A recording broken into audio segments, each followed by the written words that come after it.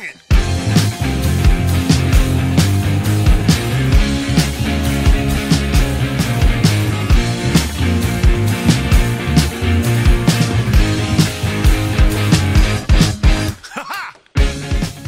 This is Turn 1 Thoughtseize. I'm Ahren. And I'm Zach. And this is episode 69. Niiice. We are going to be covering Invitational Prep. The SCG Invitational is this weekend as of this recording, so it'll actually probably... I'll try and get this one out on Friday because it's topical for people who are going to be traveling to it. We'll do a quick metagame breakdown in sort of service to the Invitational Preppers. People seemed to overwhelmingly want to hear about the decks that we're working on. I have two in the shoot right now. Zach has been doing a ton of testing for the Invitational. We're going to touch on Be Nice, because it's episode 69. Nice. And then I'm going to... So good. I want to talk about... oh, dude, I've been waiting for this for so long. So, I've never seen you so excited. This is amazing. I mean, it's right. Like, this is one of the, it's this is already one of the best podcasts I've ever done. Great. It's so good. It's great. So then I'm gonna. I have some thoughts on my paper collection and just sort of managing paper collections, or at least managing my paper collection in the new reprint paradigm, and sort of how that's playing out. Sure. For me, and then social media stuff is pretty much all the same. And we got a sweet Spice Rack card from back in the day, and that's way back in the day. I'm excited for the Spice Rack. It's super back. So that is pretty much what we got, and then we'll wrap it up. So let's start with the Invitational Prep. When we were talking about before the show, or before we started recording, I listed off all the decks because there's a bazillion of them. And you were like, oh, well, it's basically all just 5 or 6 different types of decks. And that was something that I was very interested in. So let's dive into kind of the deck archetypes that you are looking at, sort of preparing for in a field of 40 viable decks. Yeah, I mean, absolutely. I think recently, if you've been following Modern very, very closely, there's been some slight shifts in decks, and Jeskai starting to overtake. Shadow's falling down a little bit, but also it fell down more and then kind of made a little bit of a comeback. Affinity's just always there. Storm's kind of there. Humans kind of came out of nowhere and is just supplanted itself as just one of the top decks in Modern now. But the thing is with all of these decks is that they're all kind of either centered around the same card and just doing different things around the same card, or they are just essentially the same strategy using different cards. And yeah, go ahead. Oh no, I was just gonna say there is a fair amount of overlap in sort of cards that get used, and then what those cards get used for. Yep, that makes sense. Well, and that's Modern, right? Where it's just you want to play powerful cards because there are cards that are just way better than other cards in the format, and they're a lot better. It's not really that close how much better Mox Opal is than random draft common from this set. Just leaps and bounds better. So it's you need to play some of these cards, and it's just some of these cards are just they're even just that much better than even very good cards that were really good in Standard. I remember people thinking Siege Rhino is just dominant and just way too good in Standard.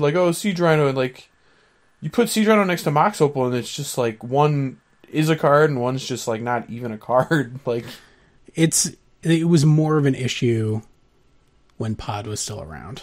I mean, I agree, because Rhino Pod was going to be the deck for 5 minutes until a better creature got printed, right? But again, that was always just Pod. It was just Pod was too good, right? Yes.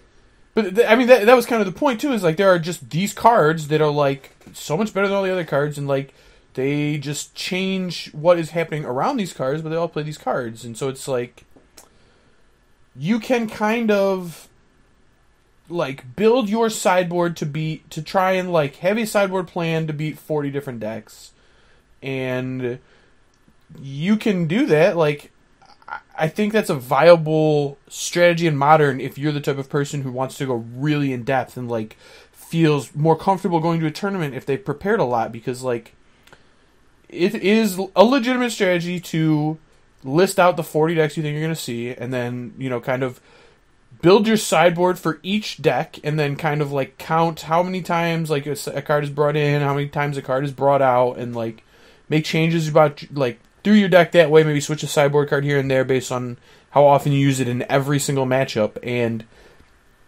I think that's viable. I have done that before for events, and it takes forever, and it's really hard to like kind of figure out like, well, I used this card 6 times and I brought that one in 11 times, and it's like there are worse ways to spend a 5-hour card drive.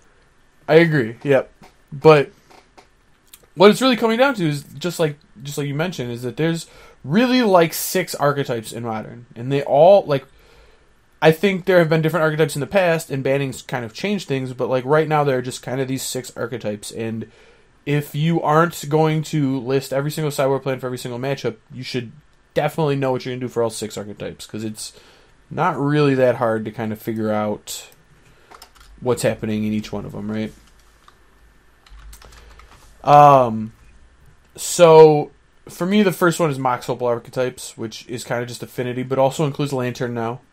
Yep. And they are just get out ahead of you, cast more spells that are hard to interact with artifacts, and they just kill you.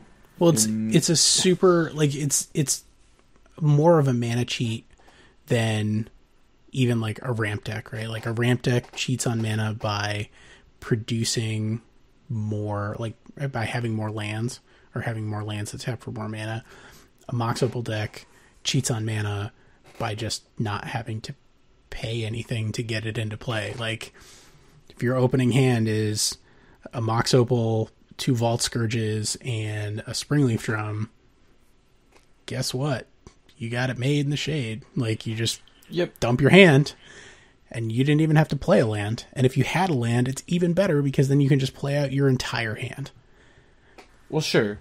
But, like, even, like, you're totally right about that, about why Mox Opal is powerful. And you're also right in the sense that it's essentially like a ramp deck, right? Like, it has very similar play patterns of, like, I am either casting more spells than you in a shorter amount of time, or I am casting more mana worth of spells in the same time, which is kind of like Tron and or Scapeshift's plan of cast like 6 drops on turn 4, or 7 drops on turn 3, or whatever.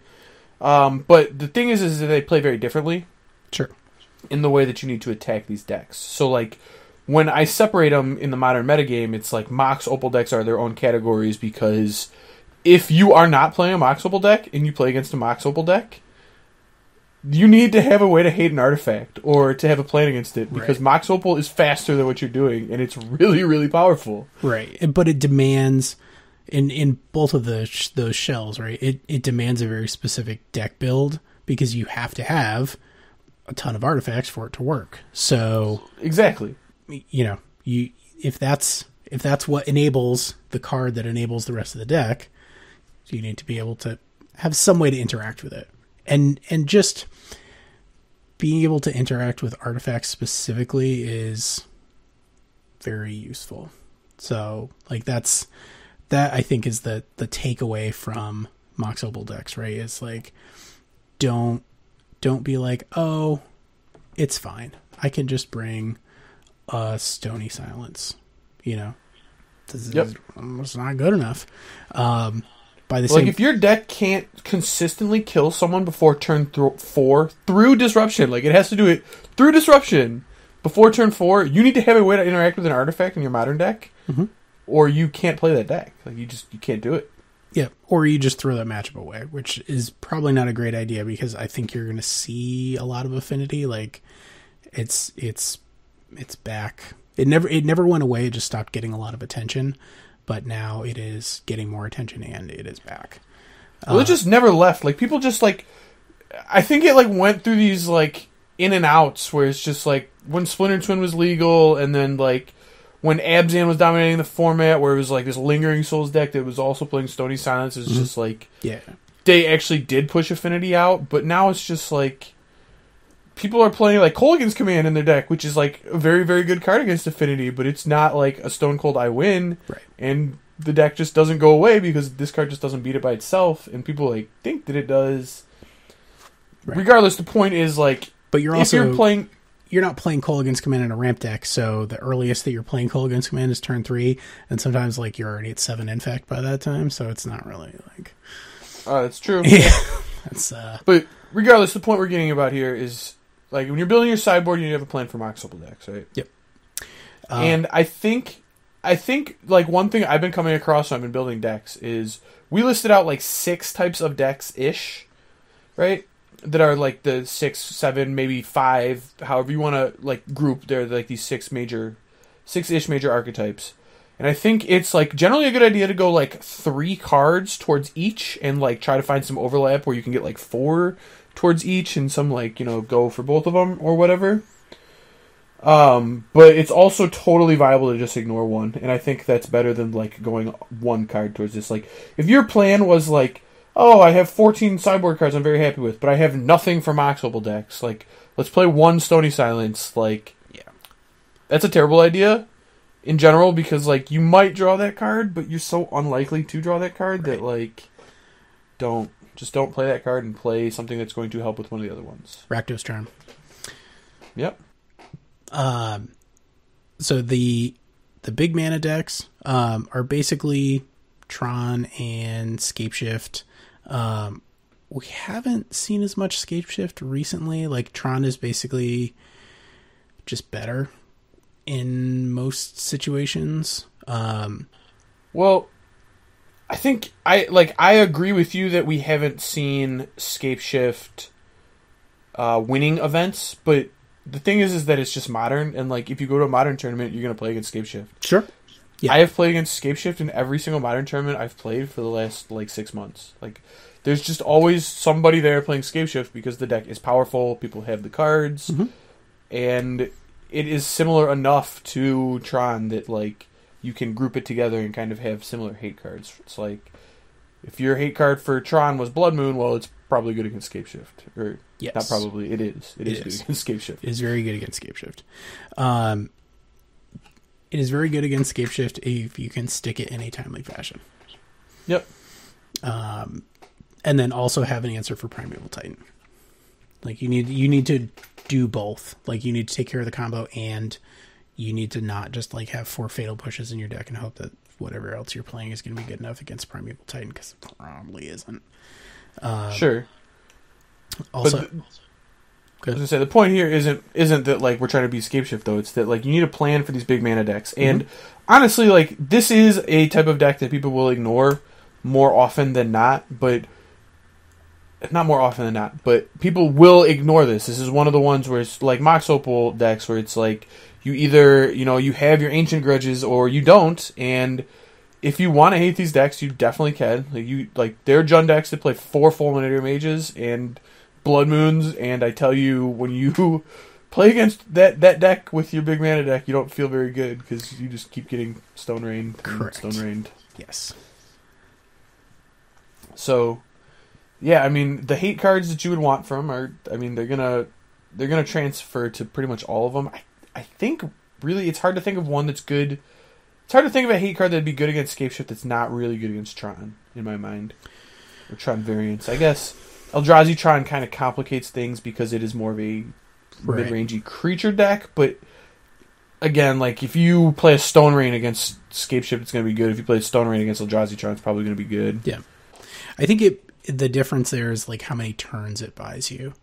Like, depending on which path the Eldrazi Tron player is on, like, if they're trying to assemble Tron or if they just are going all in on Eldrazi Temples, you can disrupt one of those plans. It's tough to disrupt both, especially unless you're just, like, all in. You're siding in, like, 4 Fulminator Mages and 2 Stone Rains or something. You know, like, something like something really excessive, because eventually they're going to get them. So it maybe buys you 2 turns before they go Thought Seer, take your Fulminator Mage, and then your Sad Panda. Like, well, sure, and you need to still be doing the thing. No, you're totally right. Like, you hit on it exactly how you have to approach these decks. But I think what we're trying to get at is just that, like, the sideboard cards, like, when you're building your sideboard for the event, like, you just want the cards. Like, it's not going to do you any good to just know, like, oh, I have these cards for big mana decks, but I've never played against them, so, like, I just bring them in and I win. Like, you need to know the right place to use them, but the idea is, like, how are you maximizing your 15 slots, right? Right. So for this, it's just this is a good heuristic, I guess, to kind of figure out, are we maximizing a slot in our sideboard? So, yeah, I mean, to your point about you need to hit the right thing against Eldrazi Tron, I agree that, like, hitting just any land out of their deck isn't doing you that much, but I've also played the deck a bunch, and I can tell you from experience that if my hand was relying on Tron and I get Stone Rained or Spreading Seas, like, even the fact that I'm not losing, like, even Spreading Seas, like, I'm not losing the Tron land, like, I'm not down a land, but I don't have my Tron mana, now my deck isn't doing nearly the powerful things that it was before, and it looks much more pedestrian in comparison, where it's like, I mean, that honestly can be the difference between me casting Karn on turn 3 and me casting, you know, like a Matter Reshaper on turn 3. Right.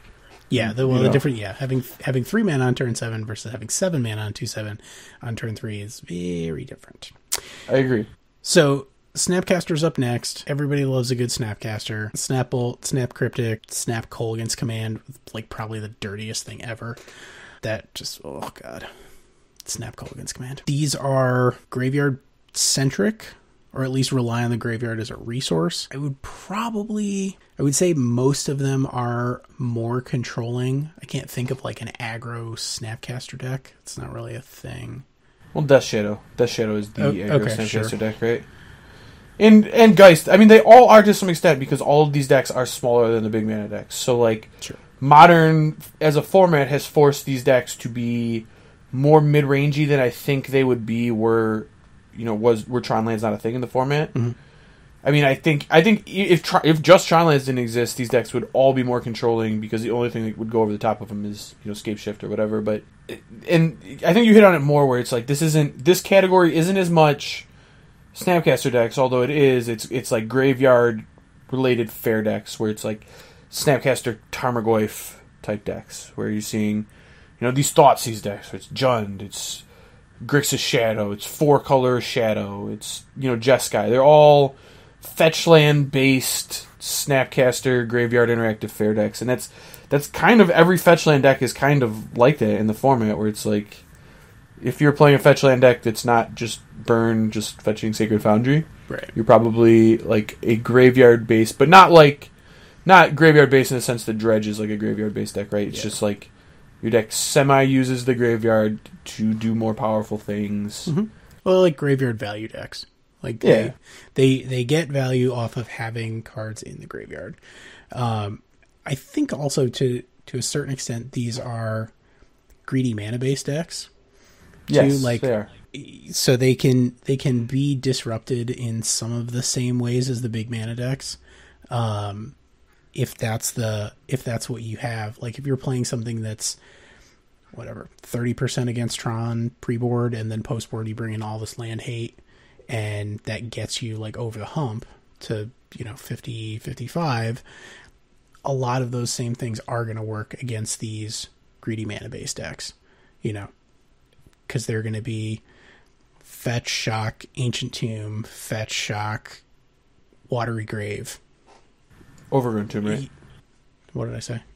Ancient Tomb? Whatever. I would love to fetch shock Ancient Tomb. That would be amazing. Eldrazi Tron would be outrageous. Yeah. Well, thankfully that's never going to happen. I agree. But yeah, Overgrown Tomb, but those any of the 3-color mana bases are definitely subject to disruption. So that's also something to think about. Like, you might be like, okay, I'm gonna try and like interact with these spell-based decks on the stack. So I'm gonna bring in my dispels. I'm gonna bring in my surgical extractions, like that kind of stuff. You can also just, whatever, Stone Rain their red source, and then you're like, all right, go ahead, cast your Kolaghan's Command. No, and that. Honestly, that is a brilliant point. Like that is how good players make their money in Modern. Honestly, like that is really where you pick up your advantage. Is you come up with a plan that is just a consistent plan for these archetypes, right? Where it's like maybe your deck isn't like maybe you don't have exactly 3 cards. Maybe you don't have like 3 Ancient Grudge, 3 Stone Rains, 3 counter spells for stack base, whatever. Like you're not doing that, but like you have a consistent plan for each one of these archetypes, and you know how it's going to work with your deck, right? Where it's like you're like, well, hey, maybe Spreading Seas is good against big mana decks, but I also know that it's going to be good against this, Jund deck. And I don't know if you've ever played Jund before, but if you get Spreading Seas out of Jund, like it's bad. You get Spreading Seas out of the game sometimes. You just can't do anything. You just are sitting there with Abrupt Decays and Terminates and Liliana of the Veils in your hand, and you've got like a swamp and like 2 islands, and you're just like, I cast nothing, I'm dead. Yep. Yeah, spreading Seas, your Raging Ravine is like such a bad feel. You're just like, oh my god. Yep. I needed that to win the game. I needed red and green. I needed a land that made both, and now I have blue, and my deck doesn't work. But honestly, that is where good players make their money, is that they know that they might have cards for other archetypes, right? But they know when it's going to be effective against, other sets of archetypes too. And it's not always like your Spreading Seas might be amazing against Jund, and even though it's lumped in the same category, like they might not be very good against my Snapcaster deck because I'm already playing blue or whatever. Like if I was just playing like straight blue-white control, like it's probably like Spreading Seas probably isn't great against me, but it's good if you don't want to get punched in the face with a Celestial Colonnade. Well, that's true too. Like you still probably would bring it in there too, right? But it's just like that. Like you play these sideboard cards for other matchups. Like you brought this card, you put this card in your sideboard for the big mana deck. Like you're checking that box off. You're covering that category, and now you also need to figure out like what other archetypes it's going to move into, right? But again, if you want hate for these decks, I think you hit on it. It's a good spot to start. You can graveyard hate these Snapcaster decks. That's generally a good plan. Sure. Like if you've got some Relic or Progenitus in your sideboard, this is a good spot to bring them in. You can Blood Moon them out because they're generally fetch land based. You can Spreading Seas. You can Ghost Quarter them, and you can just kind of go over the top of them. They're all generally weak to being gone over the top. Where it's like, if you're playing like the Snapcaster Mirror and you get the your Elspeth down, or the Jund Abzan, whatever mirror, you get your Elspeth down, well, you just went over the top and you're probably going to win, so. Yeah. Yeah, if you can cast Elspeth Sun's Champion and then you lose the game, I want to interview you for this podcast because something went horribly wrong. I have seen people lose with Elspeth, but it generally involves to losing to Flyers, because that's just about the only thing the card loses to. Yep. Or Ugin. Yeah. Ugin will also beat it. All is dust. That too, yeah. Ether Vial decks.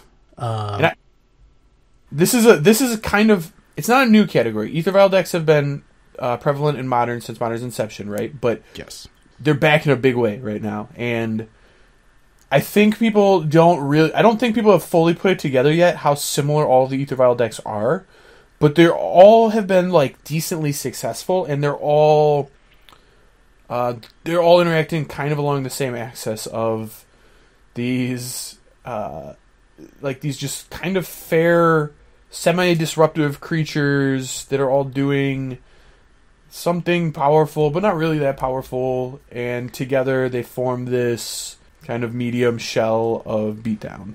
Yeah, well, they're tough, right? they're all synergistic. They almost all of them rely on ETBs in one form or another. And they also rely on, like, by extension, playing creatures at instant speed. So, right, like, Merfolk is probably the least Ether Vial-y of the Ether Vial decks that we're talking about, I think, because they're using Ether Vial almost exclusively to cheat on mana and as a combat trick. Yep. So, you're like, okay, attack with my guys, and then before blocks, I vial in a lord, and all my guys get +1/+1, and you can't block them. Gotcha. Yep. So there's other than that, or like I guess Silvergill Adept, kind of like something that you would like to do off time, just draw a card. Well, the cool thing with Silvergill is that you don't have to pay the extra 3 or reveal the Merfolk or whatever. But right, and then there's something with Harbinger of Tides too, right? Well, Harbinger just costs you have to pay extra cast it with Flash, but it costs 2, so you can vial it in. Yep, it's the speed. But so there you go. I mean that's something, but the bigger Ether Vial decks, like you're going to play against humans. Yep, humans is here now. Straight it's here up, to stay. like it's you're going to play against humans, and so the land hate thing kind of works. If they don't have, I guess they can't really keep a hand that's like Ancient Ziggurat Ether Vial. Like that's not really a thing unless they also have like a Noble Hierarch. But like you're probably not going to be able to like attack their mana base per se, because if you dilute your deck to the point where you're going to be able to like really legitimately destroy their mana base, you're probably slowing yourself down to the point that like they're just going to be able to take up their vial. Almost everything in their deck is 2-drops Mantis Rider, so you're probably not going to get ahead that way. Well, let me give you a little thought on this deck first, in this archetype. So, we're gonna kind of go off topic here for a second, but I had an interesting argument with a friend. I think it was almost a year ago, but it was last December-ish when the last Holiday Cube was out, which is coming out in about a month, by the way, which is gonna be amazing. Always excited for Holiday Cube. If you want to set a bunch of tickets on fire. Oh, I'm very excited. Okay. I'm just like building up a stash that I can just light. But we were having a discussion. What is the best first pick in Cube? Like if you just opened a pack with like all the Power 9 and all the other cards that are just like around that power level, like just completely busted Magic cards. What card are you taking, right? Like, I mean, if it's Power 9, Lotus or Ancestral probably. I mean, that's the thought, right? But I think the right answer is Soul Ring. Like, you just take Soul Ring, and I think most people agree at this point that the answer is just always Soul Ring, because Soul Ring's broken in half. Like, the card's way, way, way, way too good, and Soul Ring is not legal in Legacy. It is way too good to be legal in Legacy, right? Yes, agreed. But it's kind of legal in Modern, and it also gives your creatures Flash. It's like, true. It's, like, we still are seeing to this day, like, in Modern, there's Living End, and there is Restore Balance, and Ancestral Vision, and there's, like, these broken cards that people find a way to cheat, and they're just, like, these broken cards that have Suspend, right? Well, Aether Vial has Suspend, except it's a Soul Ring that has Suspend, but sometimes it taps for more than 2 mana, and it, like, while it's on Suspend, it does stuff, which is just outrageous. It's so good. It's a very good card. So when you're, like, trying to hate out these Aether Vial decks by, like, attacking their mana base, it's like you're not even doing anything unless you're also attacking the Aether Vial, which is something I've noticed before. Like playing Smallpox, it's just humorous. Like you Smallpox them, make them sack a creature in a land, and they just tap their Aether Vial and put something else into play, and it just doesn't matter. No, it's the absolute worst, actually. So that's sort of brings up another thing, which is you can't interact on the stack with them unless you can, unless you're like Trick Bind, Squelch, Nimble Obstructionist, Void Slime, or Disallow, and I don't think anybody's playing those cards, so that's, or I guess Sudden Shock, that kind of works, but the point is, if they go Cavern, Aether Vial, you have to blow up that Aether Vial, or you're probably going to lose. You're going to be way behind, unless you have, Natural Shrine in your hand, or, you have your Mox Opal. You either need to keep up on mana and get ahead of them, or destroy that Aether Vial, because that card's way too good. Yep. And even, Death and Taxes, same thing.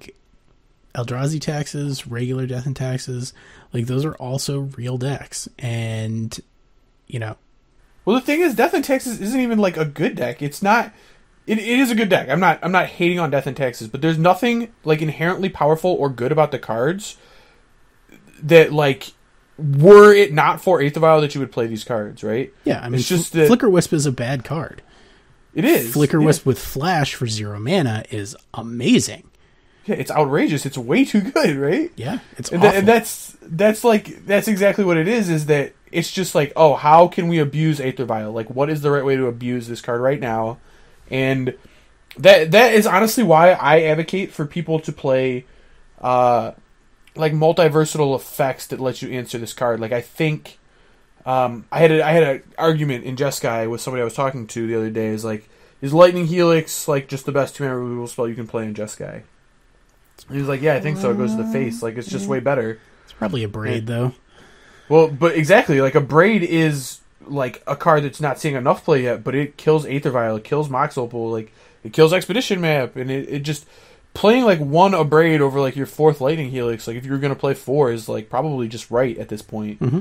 Because there are just these cards in this format that you need to interact with, and you know what they are. Like, they're Aether Vial, they're Mox Opal, like, you want to get rid of these cards, you want to disable them, and having main deck ways to beat them is smart at this point. Like, blue-white plays, the Detention Sphere, and green-black has Abrupt Decay, and just having these cards that are versatile, and black-red gets Kolaghan's Command, and these cards see play because specifically how good, Mox Opal and Aether Vial are. Mm-hmm. Yeah, and also, like, we'll come back to it, but, like, hitting Pentad Prism in Ad Nauseam when they're trying to, like, get to 5 so they can, like, or get to 6 so they can combo you out, like, that's huge. Is just they go Pentad Prism for 2, and you go Response Abrade. That puts them, like, 2 turns behind, because then they have to draw 2 more mana sources or draw another Pentad Prism and then cast it and then go off. Like, that's a huge hit for them. Sure. No, I mean, you're totally right. And that but that's what we're saying. Is like you plan for these Aether Vial decks, and it's like it's hard to plan for them. Like, a general rule of thumb is because Aether Vial only works with creatures, you can play sweepers against them, and that's probably going to be pretty good. Yep. Yeah, we talked about that last time. Like, K-Command, Radiant Flames, Sweltering Suns, like... Abrade, very good. Abrade, also very good. Sweltering Suns is a card that needs to see more play in Modern 2. I know Scapeshift has started to adopt it, but the fact that it cycles is very relevant. Yeah. It is kind of like an Abrade where it just gives you options, right? Where it's like, it is either Sweeper, very good here, or it is other card. Yep. Coco decks, these are also, like, kind of mana cheat decks, but with an higher element of variance. They're also very similarly related to Aether Vial decks. Yeah. Running them together has always rankled me, though. I will say, like, I've seen it work, but I'm always like, just pick one. Like, pick one and stick to it. Stick to the plan. Dude, I thought that for a long time, too, but it's just like, when you see Slivers playing, like, 5 colors with random Slivers, Aether Vials, and Cocos, and you see, like, Craig Wesco top-8ing events, and, like, I tried it. I tried cutting Aether Vials from the decks to play Birds instead, because it works better with Gavany Township, and the truth of the matter is just that Aether Vial is just too good. Like, just play it. Just accept you have a non-bow, and just play it, because the card's that good. Yeah, I'm with you. Like, I thought it sounded terrible, but honestly, the other thing it comes down to, too, is that, like, hitting a bird off your Coco isn't really even that big of a hit anyways, so... Yeah. No, that's a feel bad. So all the Coco decks, yeah, all your Coco decks are gonna pretty much be either dispels, right? Like, you can stack interact with them, because normally they're just trying to, like, get some creatures out and then, like, Coco for the win, or, like, Coco to get ahead to the point where you're probably not going to be able to catch up. So, like, end step dispel your Collected Company is a big deal, like, because that's the whole point of the deck, right? They don't want to curve out 1, 2, 3. They want to go 1 drop, 3 drop, land, Coco. Yep. Well, and Coco 2 is also... It is rare to see a Coco deck in this format that's not also playing Chord. Sure. So Dispel is generally a good call against them. Yep. Or Grafdigger's Cage. Grafdigger's Cage is a card that hates on both of these cards. Yep. Cage is good. Also, like, non-elf Coco decks are usually 3 colors. So, like, there is a consideration for that. But they're usually base green, so you're not going to be able to take them off Collected Company because it's only single green to cast. And they're playing Mana Dork, so that's probably not great.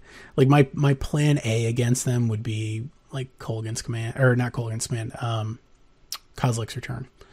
Yeah, Right? Kozilek's Return is generally great. So, you know, instant speed if you can get it, because that's nice. Yeah. Also, I mean, even Sunshock I really like against them. You know, because if they're running Vizier combo. Well, yeah, that's the other thing here is a lot of them are playing instant speed kill you now, where you're not actually dead, but you're dead when they put these 2 cards in play. It's like if they just have an unsummoning sick devoted druid and a Vizier of Remedies in play at any time and cast Court of Calling, you're just pretty dead, because you can kill anything they're gonna get, but like they just make infinite mana response and get the Duskwatch Recruiter and activate it, and then they've drawn their entire deck, and like once you've drawn your entire deck and have infinite mana, how do you lose, you know? Yeah. Yep. So Sunshock is good. Sunshock is also good against, like, you know, just sort of random, like a lot of the Ether Vial decks that the creatures that they're vialing in don't exactly have like the world's greatest bodies. So, you know, being able to zap a Flicker Wisp, being able to zap, you know, like any Hate Bear, right? Like any X2. And, you know, hey, sometimes you're just, you know, your opponent's at 2 life and they try and go off with a combo and kill you, and you just sudden shock in response and kill them. Yeah, man. Sudden Shock needs to see more play. It's a good call.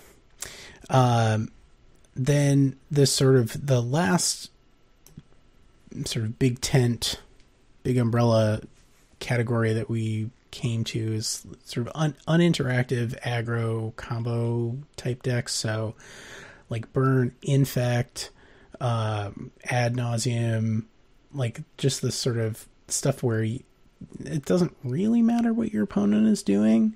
Like Burn, as long as you're not gaining life, it doesn't really matter what your opponent is doing. Like you just need to cast 7 lightning bolts. Well, 6. Oh. It's 7 in Legacy, 6 in Modern because of the Sure. shock. But yeah, it's. Right, I mean, so it's. The Modern deck plans for 6 in this format, where Legacy they plan for 7, right? Sure. You know, Infect is the same thing, right? Like, stick a Blighted Agent, kill you. Like, stick an unanswered, an unanswered Blighted Agent. You go Pendlehaven, Pump, swing with Exalted. Yeah, Infect's idea of interaction. Infect's idea of interaction is Blossoming Defense. Yes. Yep. Which is like not interaction, right? Like it is interaction, but it's not. Yep. Also, really bad against Sunshock. Agreed. Yeah. Horrible. Yep. Horrible against Sunshock. But this is Dredge to, like, you know, I don't care what you're doing. Yep. Can you kill all these prized amalgams 7 times? No? Okay, cool. You lose. Yeah, we put Ad Nauseum into the same category. Ad Nauseum is like a pretty similar idea. Storm is this, and it's not to say that these decks do not interact, right? It's because generally they have some form of interaction, but it's just like very, very marginal. Where it's like Ad Nauseum's interaction is cast Fog. Like, yeah, I mean that can be interaction against some decks sometimes, but some decks just don't care at all, right? And their plans just kill you. Like Burn has interaction in the sense that like it is playing Lightning Bolt, so it could kill your creature. Could absolutely kill your creature, but if it needed to, you know, or clear out a blocker. It's basically like that. You can cast Vines of Vastwood on their Spellskite, and then they can't redirect your pump spell or whatever. You sure can. I haven't seen a Spellskite in a minute though, so I'm not super worried about that. Like I wouldn't be gunning for Spellskite right now. I would be gunning for Eldrazi Displacer though. God, sure. That friggin' card. I will say this though, on the top of uninteractive decks, There's been a blue-green Infect deck popping up, right? Mm-hmm. That has been very popular. But I think in the metagame right now, and something I have seen be much more successful online with watching one of my friends test an Infect deck, is black-green Infect. I think if you want to play Infect right now, blue-green is more popular, but I would run a black-green deck. I think the Phyrexian Crusader, like, mid-range. Yep. Phyrexian Crusader, I think it's Plague Stinger is the 1/1 flying Infect guy. Yep. Inquisition of Kozilek, Thoughtseize, Fatal Push, Dismember. You get to play all these cards, and I think the deck is actually well positioned right now with Jeskai coming back. I tell you, the Jeskai decks that are popular right now are almost just stone cold to the card Phyrexian Crusader. Oh, yeah. You can just almost not beat the card at all. Like, you have like almost no game against it. And it's more interactive against the uninteractive decks because you get to play Hand Hate. Right. So I would actually advocate, if you are thinking about playing Infect right now, you should try out this black-green deck. I think it's much better. Yep. Yeah, it did pick up. It hasn't seen a lot of play since before the printing of Fatal Push. So, like, that could be a contributing factor of, like, something that makes it better, just having more efficient removal in the early turns. Because, like, you still... When I say, like, it's a more mid-rangey Infect, like, it certainly is. But in the early turns, you still need to, like, get your chips in. So if you can chip damage in, like, 1 or 2 Infect, then when you draw your Become Immense, it's lethal. Like, you can just go Phyrexian Crusader, slam, Become Immense, you're dead. Because people will take, they'll take the first Plague Stinger hit. And they're like, okay, yeah, it's just 1. Well, the other thing, too, about the black-green deck is that it gets more good Infect creatures, right? Because you still get to play Inkmoth Nexus and Glistener Elf, which are 2 of the best ones, right? 2 of the top. The other one plays 12, generally, maybe like 13 or 14, but the 12, like those 2 and Blighted Agent are just like the 3 everybody wants. But you get Plague Stinger and Phyrexian Crusader, so you get to play more. You're less dependent on finding and protecting the one you have, and more just like, I just get to play individually good cards and then just have this I kill you with Infect plan. Mm-hmm. So I think that deck's better. But yeah, enough on just Infect in particular. When we're talking about these uninteractive combo decks, the general idea is that it is kind of hard to just have specific hates for these uninteractive decks. Like, it's very easy to hate out one, but they generally are different enough that you can't like just have one hate card that just hates all of them. But au contraire, I got what? you. I got you. All right. What do we got? Rule of Law. Rule of Law is generally good. I would agree. These decks hate Rule of Law, except for Dredge. Dredge doesn't really matter. Dredge doesn't mind having Rule of Law, but Ad Nauseam can't beat it. Like, literally, their combo doesn't work. Well, yeah, not really. No, it doesn't work. Burn. Well, Ad Nauseam kind of works, but that one's hard. Yeah. It has to be Lab Maniac. Actually, well, no, it can't even be that. So they can have already cast the enchantment. Phyrexian on Life. Phyrexian on Life. And they can add Naws in your end step, untap, Lightning Storm you, but that's, yeah. Yeah, they have to leave 1 card in their library. Sure. Like, I mean, they're gonna draw it anyway, right? So it doesn't matter. But. Yeah. And then, you Thought Scour them and they lose. Yeah, get them. Yeah, sometimes you get them. But no, I think Rule of Law is a great call. Like, Burn, I've started bringing it in, and let me tell you, for them to try and cast 6 lightning bolts over the course of 6 turns is pretty sad. Especially when they have to cast a Monastery Swiftspear, swing for 1, and then untap and decide whether or not they want to swing for 2 and bolt you or question mark. They want to be casting multiple spells in a turn. I would say you're generally right about that. And then Infect, they need to cast multiple pump spells. They can't cast multiple pump spells, or they can't or even multiple protection spells. Well, that's it. Pump spell, it's really easy to blow out Infect if they're just Might of Volcrosa main phase. You're all right, Fatal Push it. Yep. I can't bind. I already cast my spell, right? Yeah, sorry. So it actually is good in that scenario. It might be a little slow because Infect can kind of kill you by then, but I mean, if they're gonna turn 3 kill you, like they're gonna turn 3 kill you no matter what. Yeah, I mean, it can't be your only plan, but it's certainly like if you can survive those first 3 turns, like it'll get you over the hump. Oh sure, I would certainly bring the card in. I think the card is fine enough, like fine in the matchup. It's like a card you would bring in. It's better than probably some of the cards you have in your main deck, right? And I'll obviously also like Eidolon Rhetoric. You know, same similar concept. I think the Humans deck is playing Ethersworn Canonist right now, and it's one of the reasons the deck is good. That would be a fine choice as well. Yep. Any of those like can't cast more than one spell is. You don't realize how often you cast more than one spell per turn until you can only cast one spell per turn. And you're like, oh god, what am I doing? What am I doing with my life? I mean, that's like one of the best ways to pull ahead in a game is to cast more spells than your opponent. It frequently is a determining factor of the winner is who casts more spells. So yeah, I was going to say the other point about this set of decks we've lined out is that if you've played Modern, you've played against these decks, you know they're there, and this is where you're going to make your money is knowing how to cross cards that are like relevant against other decks that we've listed, the other types, into cards of the uninteractive set and why, like, and how you beat them, I guess, right? Like, you know that, like, you're playing your land destruction against, you know, the big mana decks. Well, you know, land destruction is actually pretty good against Ad Nauseam, but you should probably not bring it in against Burn or Infect. Well, right. You might bring it in against Infect, actually, just to kill Inkamoth, but... Yeah, I mean, if you have Ghost Quarters, there's definitely worse things than you could do than killing Inkmoth Nexus. Because that's, like, right, that's plan A. Because Glycerin Elf life expectancy these days is pretty short. Oh, yeah. But, yeah, so, I mean, you need to plan for this archetype, but it's not... This one isn't the slam dunk, like, there's just one card that beats all of them. Right.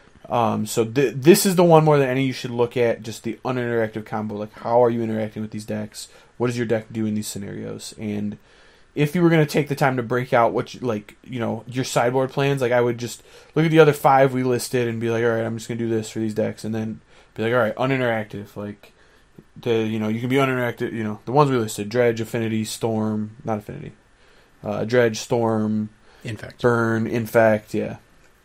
Well, and there's some like splash hate for a lot of those decks. Like if you have Rest in Peace because you don't want to lose to Dredge, which is valid, like Rest in Peace is also good against Infect.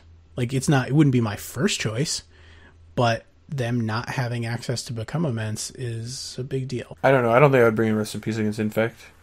I think it's fine. If you had nothing else, or like, well, yeah, I mean, it could certainly be better than cards you have. I would agree there, but like it's like absurd against Storm. Mm-hmm. Like, like the point is not as much that Rest in Peace is good against. Right. Infect. Don't bring in Rest in Peace against Infect unless it's the absolute only choice that you have. But like that might actually be like a winning line though. Like a good play, like. People who are very versed in the format know, like, oh, I can only lose to Become Immense. Well, then bringing in Rest in Peace might be right there. Mm-hmm. It might also be wrong, but like that's where you're going to do well in the format is to kind of figure out these little interactions with cards you're playing, with the hate cards you have for other decks. Like where do they cross hate? I guess. Well, you bring in Rest in Peace and Sudden Shock, and then you're golden, because then it's almost impossible for them to win. I think just having Sudden Shock would be good enough. It would just be good enough, but no, sure. It is. Yeah, no. Just having Sudden Shock is good enough. But if you really want to stick it to them, also eat their graveyard. All right, so if we've taken anything from this, it's that I kind of want to play Sudden Shock now. You kind of got me on it. I'm saying. I had a Braid as the pet card for Jeskai, and now I'm kind of back on Sudden Shock. I mean, I still think a Braid is better in like a sort of big picture sense. But if you had like an extra removals, or like if you're playing 3 Lightning Helix, 1 Abrade, then I think you could certainly play a Sudden Shock in the side as a flex for the Abrade. I think that's reasonable. Look, Sudden Shock costs 2, right? It does. I played Niiice Scepter at the last event I played in. So you can put that bad boy under there. Sure.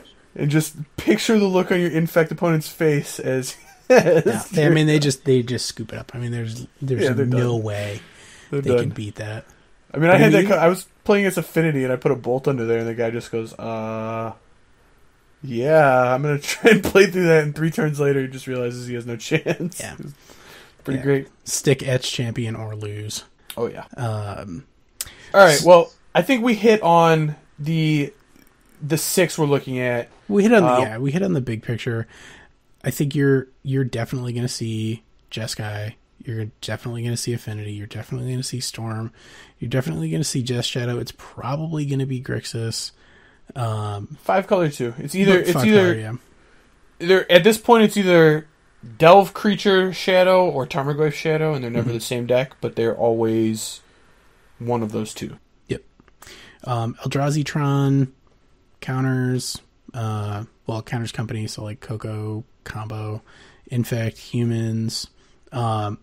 You might see blue-white control. I think pretty much every blue-white control player has realized that Jeskai is just unconditionally better. Well, blue-white control kind of morphed at this point into Search for Azcanta Jeskai. Right. I think you're right. They just kind of realized blue-white control was just better off as Search for Azcanta Jeskai. I mean, you can play both, but the general idea is just play more cheap spells, and blue-white doesn't have a ton of cheap spells. So yeah. Abzan, I guess Abzan could just basically, you could think of it either as like a Lingering Souls deck or just sort of fair mid-range, like kind of keep that in the back of your head. And then burn Merfolk, like blue-green Merfolk is the thing. I mean, blue-green Merfolk's fine. It's a good deck. I just think of it as just a different humans. Like, it's just worse humans in my mind right now, but probably. I mean, it's kind of the sad reality is that, like, if you watch them play against each other, humans kind of like just stomps it. It's just so. There are some notable outliers, however, that are probably worth also thinking of.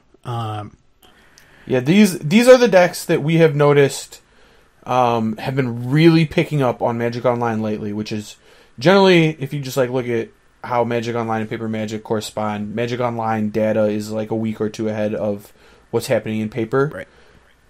So, to keep this in mind, this is probably going to be here this weekend, and if not this weekend, next. Yeah. So Whir Lantern is a deck, and it is unfortunate because it is the most frustrating, annoying deck to play against. You want to explain what War of Invention is for people not...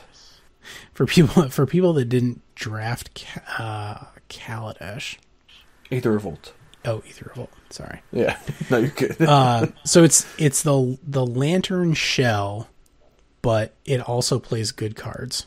Basically, it's like... And that's the problem.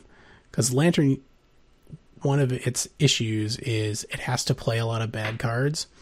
This version actually gets to play a lot of good cards, and that is an issue. So they still get Ancient Stirrings, which is, probably the best card in the deck, or pretty close.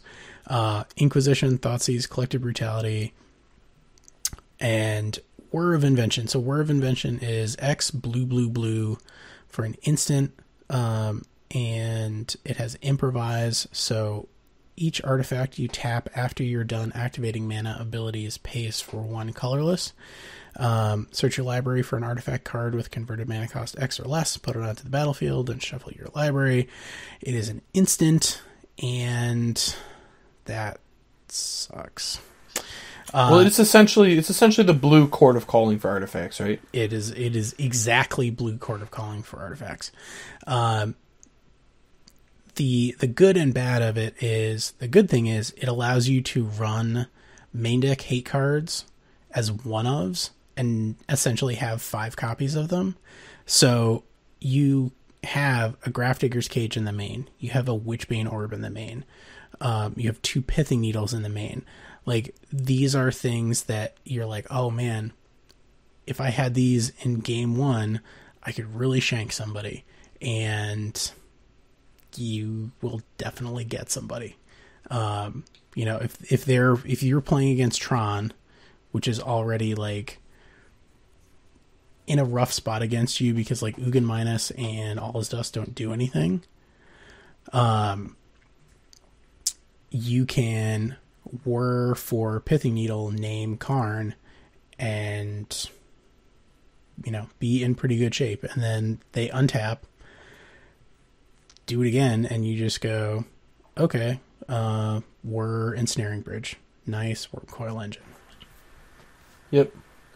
Well, I think one of the big problems with the deck before was that, one, it had to play a lot more of the one-mana artifacts to consistently get the ones it wanted when it wanted them, I guess. Like, sure. The deck has always been very interested in Pithing Needle, but you had to play like 3 Pithing Needles to consistently see them, and then, in the matchups where Pithing Needle's not good, your deck is just worse because you have so many of this effect that doesn't do anything. Right.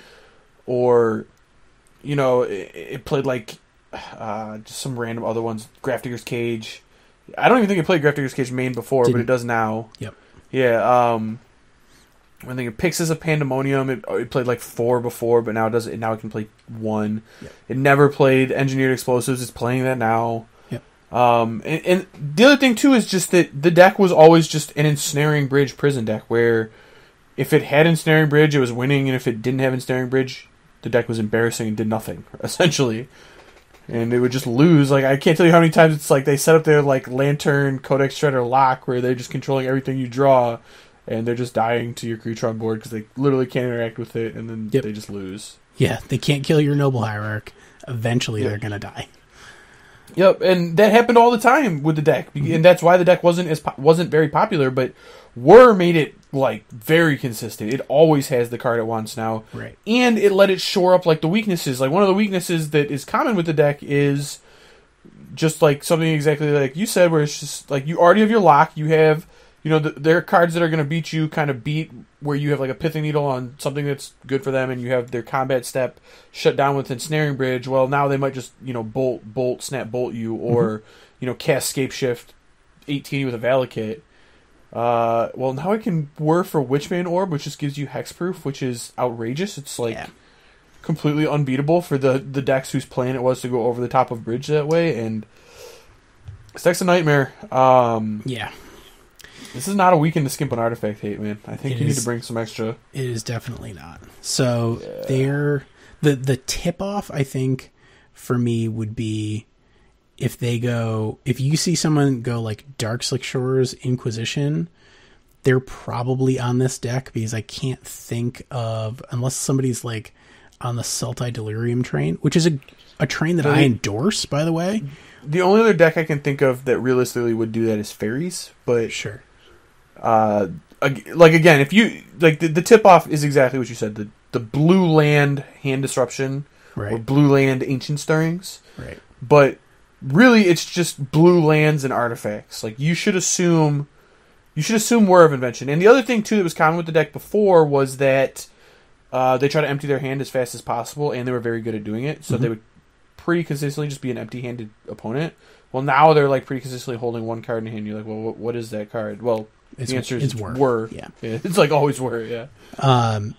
But if you see, Dark Slick Shores Botanical Sanctum, I don't even think there's a ton of decks that are playing that. So if they lead on like Botanical Sanctum, Ancient Stirrings, like this is that deck. That is the only deck that will do that.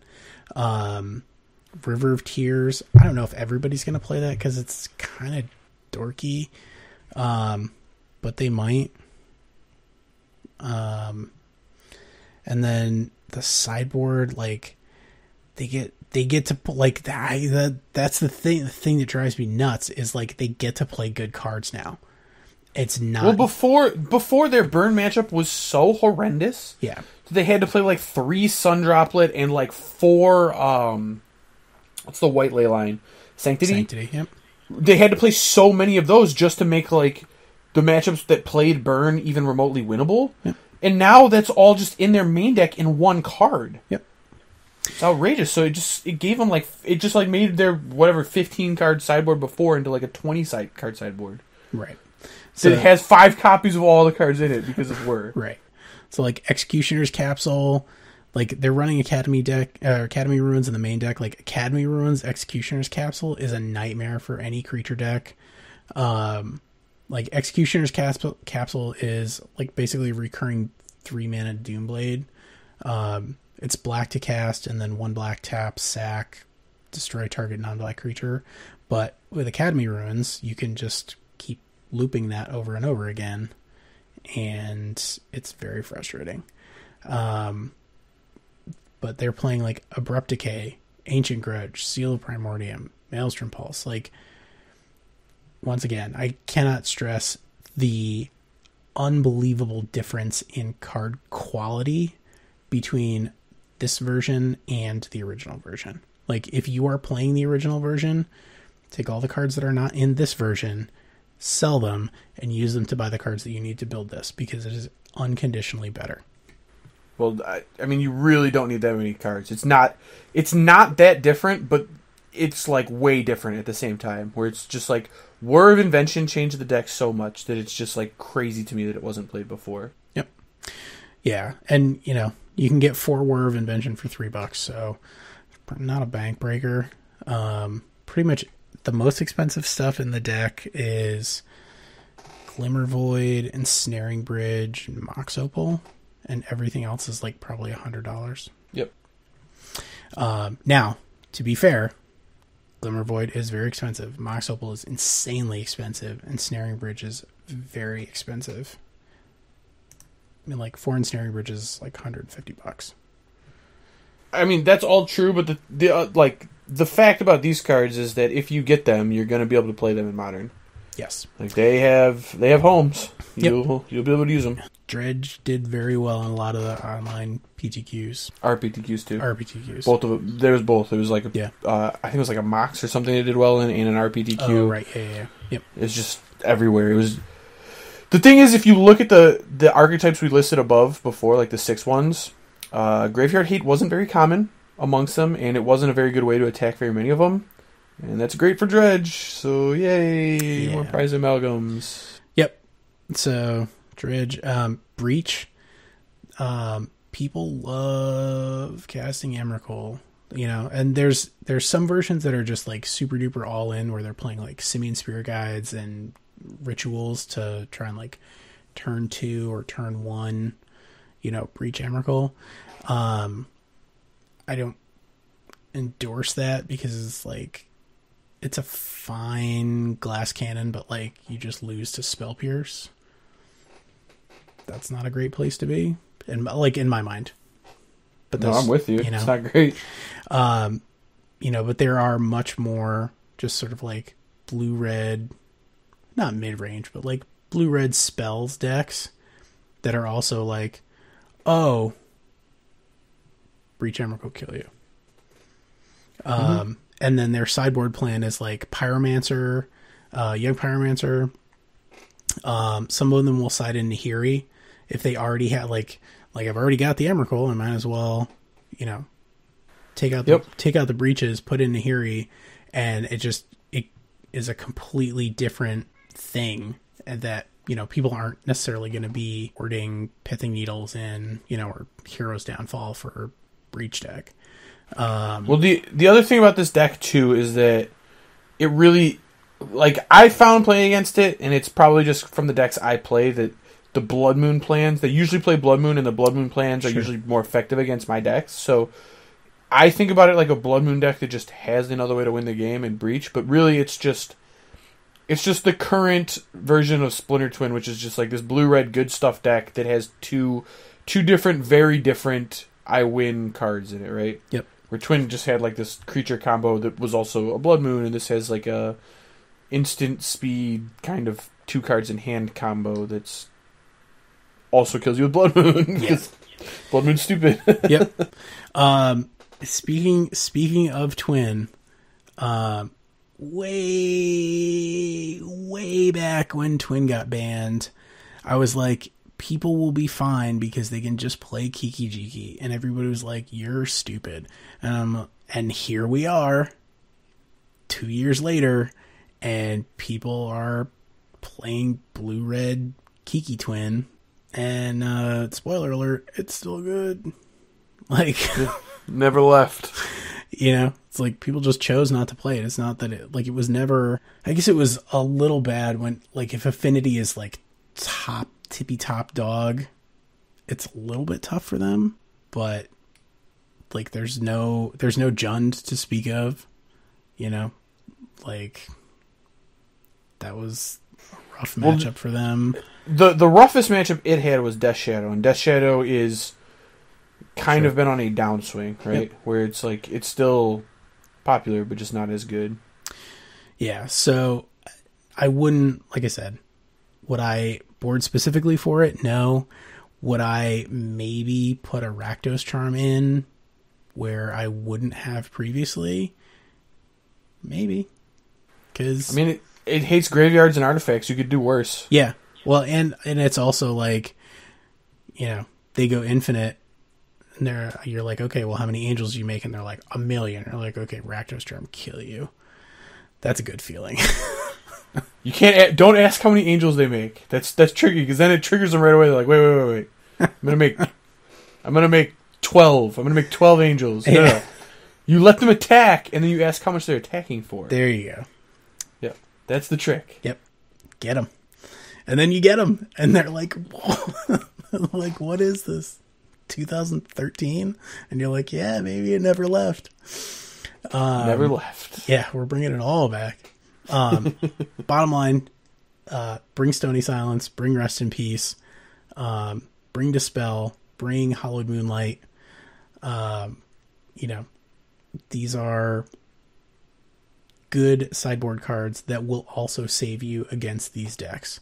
Like, Dispel Your Whir of Invention is probably a backbreaker, because if they're using Whir and they haven't already locked you out, it means that they need something to lock you out with, and that's what they're going to get. So they then have to, like, actually draw it.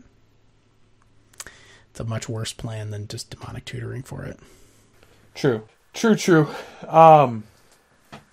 So yeah, I think what we came down to here is that this weekend, you know, bring your Stony Silences. We need to beat this Lantern deck. It's there. It's annoying. It's horrible to play against. And also, let's bring our Rest in Pieces and shut off Dredge, because you do not want to lose to Dredge this weekend. Maybe play an extra Relic. Relic's a good one against kind of both of them. Yeah, Relic's not bad. I mean, Anger of the Gods. You know, Anger's good too. If you're like, I need a sweeper, and you don't want to play Kozilek's Return for some reason, or like split them, you know, play a Kozilek's Return and an Anger of the Gods. Sure. Because Kozilek's Return will still, it's tough because it doesn't kill Prized Amalgam. So it's like kind of awkward there. But I actually don't like Kozilek's Return against Dredge particularly much, but no. A card I really like against them is it Staticaster. Very underrated card against Dredge. Yep. Nice blood Very cast. underrated. Zap. Deece plus. And then also just, I think Dispel is at an all-time high in its positioning. There's so many decks I want Dispel against right now. I've considered going up to a third in my Jeskai deck. Oh, wow. Dispel's great right now. Yep. And then for decks that don't have access to Dispel, I would be very happy to play Hallowed Moonlight. Just good against Coco. It's kind of like the white Dispel. Good against Coco. Good against Through the Breach. Yep. Good against Quarter Calling. Yep. I don't know. Dredge. Aether Vial. Also good against Aether Vial. Kind of. Good against Dredge. It's actually very good against Dredge. Yep. Prize Amalgam is a must, so you can get them.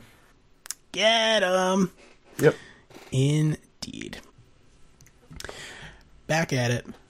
We put out a Twitter poll to see what people wanted to hear about, and it turns out that people are interested to know what decks we're working on. I have been working on 2 decks in particular. The first one, I decided on Tax Racket finally, because Hate Rack was kind of like, and I don't really have like a ton of taxing effects in it, or like hate bearer effects in it. Like, I really just have one. But the one that I picked is quite good. The deck itself is it's 20 lands, Concealed Courtyard, Fetid Heath, Gaia Reach Sanitarium. Just play this card. It's great. Like, if you don't have access to Desperate Lighthouse, this card will save you. If you're playing like a discard heavy deck, not even discard centric deck. Like, this is certainly a discard centric deck, but even if you're playing a discard heavy deck or playing against decks that like dump their hand, like, you draw and then activate it, you get to like filter a card and they just mill one. And it adds an extra element of like demoralizing to an already demoralizing archetype. Path, Fatal Push, Inquisition, Thoughtseize, Raven's Crime, 4 racks, and this is a branch off of like a traditional 8-rack deck. I took out the Shrieking Afflictions and the Smallpoxes for Leonin Arbiter Ghost Quarter combo and just more creatures. So I'm running a full set of Asylum Visitors, which the regular 8-rack deck normally doesn't do. 2 Night's Whispers, because I was having an issue just drawing cards early, and I didn't want to run Dark Confidant and Asylum Visitor because it's just like too much. I'm running 2 Gifted Aetherborn in the main. That's just sort of an all-around good card. And Magic Online, I was running into a lot of things where I was like, I need something that's not Ensnaring Bridge to kind of hold the ground for a little bit. And he does that quite well. So, just a good card. I am playing 2 of one of my pet cards, Rakshasa's Secret, which is Mind Rot that also mills you. So target opponent discards 2 cards for 2 and a black. Target opponent discards 2 cards, and you put the top 2 cards of your library into your graveyard. The reason for that will become apparent. 1 Dismember, 4 Liliana the Veil, 1 Crucible of Worlds, because sometimes you get to live the dream of Crucible of Worlds, Leonin Arbiter, Ghost Quarter, Strip Mine Lock, which is it's flavor country. Originally I had Lingering Souls in here. Dude, can we just pause for a second and just appreciate this? Just the Strip Mine Lock. Yeah. Oh man. Oh my god, I love me some Leonin Arbiter. It's so dirty. This is like you putting your own spin on Todd Stevens' deck, and I just love it. It's just so good. So there was Lingering Souls in here. It just wasn't doing it for me. Like, it wasn't a fast enough clock. It wasn't, it was just gumming up the skies. And I also kept running into a bunch of other Lingering Souls decks, which I thought was strange. So I was like, you know what? I'm going all in. And so I put 2 Tombstalkers in. And Tombstalker, some may remember, is the original Delve monster. It is 6 black with Delve for a 5/5 flying demon. 2 has felt like the correct number because obviously you generally aren't going to have enough stuff in your graveyard to cast 2 of them. And you don't want them just like sitting in your hand. But having your Mind Rot also be like a net 2 mana for your Tombstalker is quite good. Because remember, Rakshasa's Secret was designed for the set that Delve came back in, so it's there for a reason. Like this card exists to fuel Delve. So I like how those things work together. And if I have enough other stuff going on where like I don't mind paying 3 mana for my sort of like power discard, because Wrenchmind also was just not getting it done. Like, no, there's a lot of artifacts running around right now. There's too much stuff. So there were collective brutalities for a little while, which I think is fine. The collective brutalities did get cut for Night's Whisper because early on, like while you're getting everything set up, you really do need to kind of like stay ahead on cards, and then like mid-late game, Asylum Visitor just draws so many cards.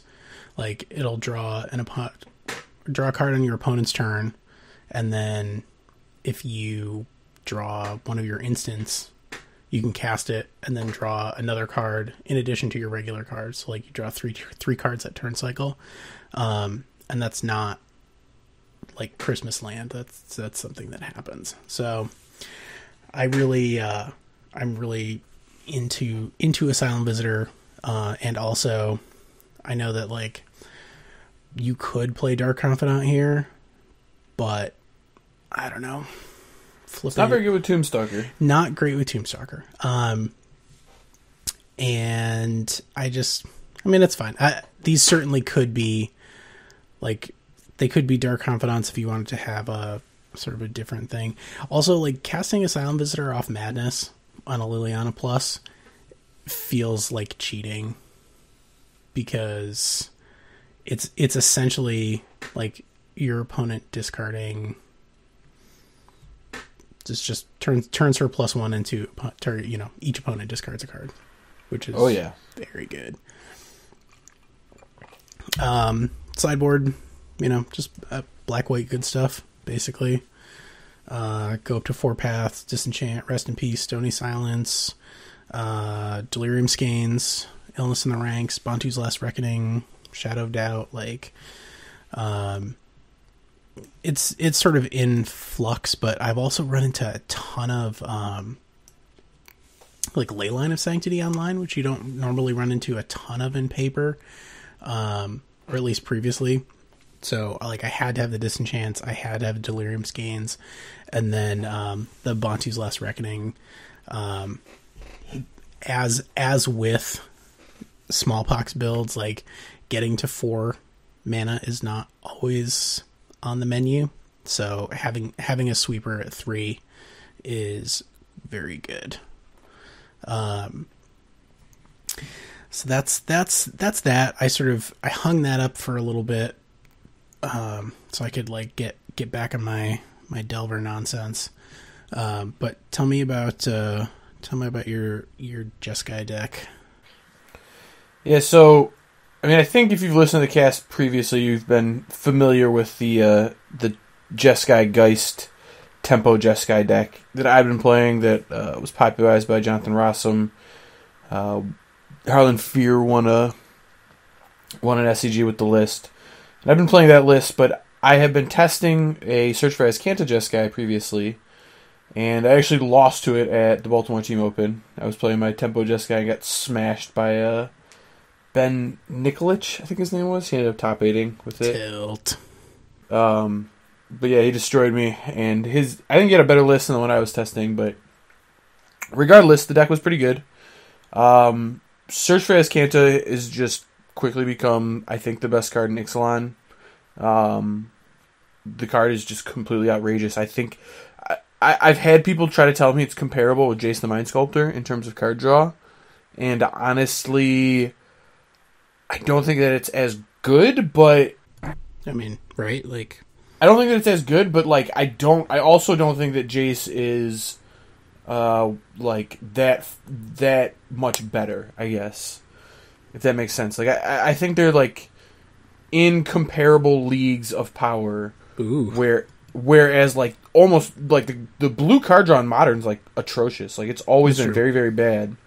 And Search for Azcanta, I think, is just better than all of it by, like, a pretty wide margin. Because it's Impulse, right? It's Impulse, but it's every turn and it's on a land. It's just so hard to deal with. Like, if you're not playing Ghost Quarter, you, like, can't really deal with it. Like, there's no other card in the format that deals with it very well, because there's just not that much land destruction in Modern. Right. There's no Wasteland. Like, I think this card is much worse than Legacy, but I'm sure it's probably still playable. But the other thing, too, is that it's just very... like, it's still just a ramp spell. Like, even when you get Ghost Quartered, you still cast Rampant Growth. Like, when the fail case of your card, when they did what their deck is doing to answer your card, is Rampant Growth Stoneman your opponent, which is, like, essentially Munvali Acid Moss, which is, like, a 4-mana spell people are happy to play in Modern. Right. I mean, that's outrageous. That's the fail case. And I don't know, man. The card is just so good. Like, anytime it flips, you're almost always going to get one activation because it flips in your upkeep, so your mana's untapped, and it's just like, I don't know. This card's very, very good. I think it needs to see more play.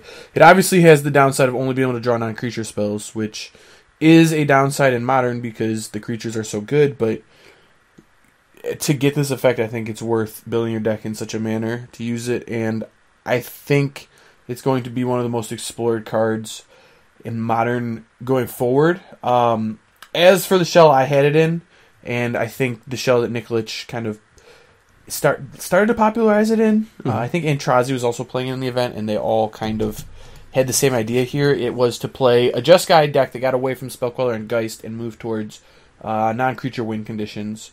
Okay. And that was more like more lightning bolts, Secure the Waste is a pretty good one. Oh, sure. Yeah. Planeswalkers work. You can play 4-mana Gideon, Elspeth, all very good. 5-mana Gideon even. I can't believe Venser. you could Venser, yeah. That card is so frustrating. Yeah, I mean, Sphinx's Rev is kind of a win condition. It's very good with Planeswalkers in general, I think. So, right. I think moving forward, you're going to see the card see a lot more play. I think archetypes that aren't experimenting with it yet, that have win conditions that aren't creature-based, should start experimenting with it. I think I've seen it in Lantern decks online, and I think they're onto something. I've seen it in 8-rack decks. Again, I think they're onto something.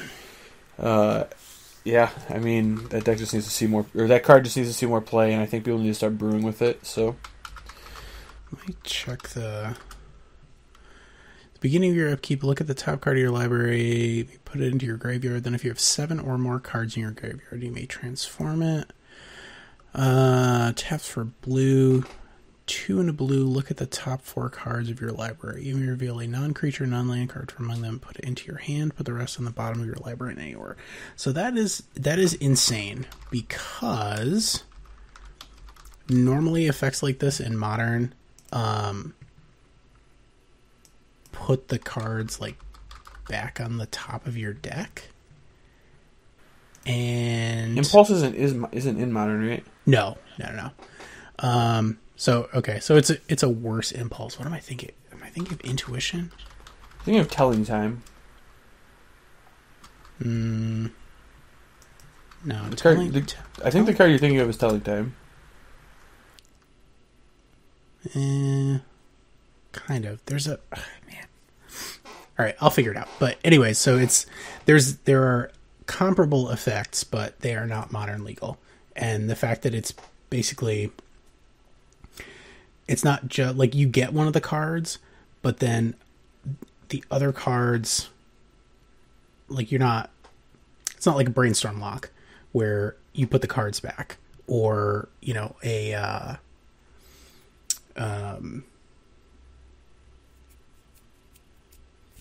Ponder. Yeah, I'm trying. The point that I'm trying to make is that putting the cards that you don't pick on the bottom of your library, as opposed to leaving them on top of your library in some order, is powerful. Does that make sense? Oh my! It's extremely powerful. It's very underrated powerful. In fact, like you're just seeing more of your deck, I guess, is the thing, and that has all more value than it probably does. Than you would think, like on face value. Oh, I 100% agree. I think it's very, very underrated. In fact, it's like very easy to like conclusively determine the bottom. Like once the card starts going, like the bottom 15 cards of your library, and then it's also like it gets into a point where it's like very easy to predict what cards you're going to hit off the next activation, because you can be like, I play 4 Lightning Helix. I saw only 1 so far, so I have 3 Lightning Helix left in my top 15 cards. I'm almost like guaranteed to hit one of those Lightning Helix off this activation, and it's like the card is just, I don't know, it's so powerful. It's so much more powerful than it looks. I mean, if you just go back like 2 or 3 episodes, we talked about it in the spoiler cast, and it was like, we're like, well, maybe it'll fit in this deck, maybe it'll fit there, I don't really see a home for it. And the truth is just that, like, this is a blue card, like, this is a card I should love. I should have just, like, snapped this up. And I was kind of excited about it, but it is just so much better than I thought it was going to be. Yeah, I mean, it honestly is comparable to Library of Alexandria. And I don't even think it's a stretch to say that. I think it's not as good as Library of Alexandria, obviously. That's like a $1,000 card for a reason. Sure. But I like once they're both going, I wouldn't say that it's that much worse. Like, it's a very comparable card. Library draws other lands sometimes that you can't use and only activates with 7, which is sometimes awkward. Especially on card draw, where like card draw is best when you have an empty hand, right? So like, right. I don't know. I think this card definitely needs to see more play than it's currently seeing, and it's currently seeing a decent amount of play. So it's actually, it has the same text as a card from Morningtide called Thieves' Fortune, which is a rogue tribal instant. Look at the top 4 cards of your library, put one of them into your hand, and the rest on the bottom of your library in any order. So, like, it's a conditionally worse Thieves' Fortune that is also a land, like, that you can just keep doing that every turn. Like, that's silly. Oh, I agree. It's outrageous. Also, like, people should play Thieves' Fortune. Like, yeah, it actually seems pretty good. Sure. I mean, I don't know if it's like 4-of playable, but I mean, it is Prowl for blue, for like a single blue.